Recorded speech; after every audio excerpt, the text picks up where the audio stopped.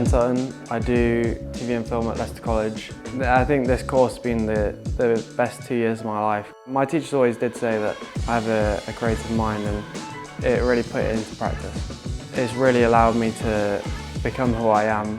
I'm now doing it at uni and it just feels like the right choice. So yeah, the course has a lot of great equipment to use. They've got a lot of different variety of lenses, cameras. The lighting's really good. We have a few green screens as well. We just have everything we need really.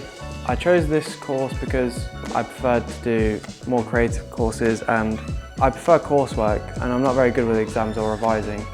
So I ended up doing this because it just fit me and my personality better.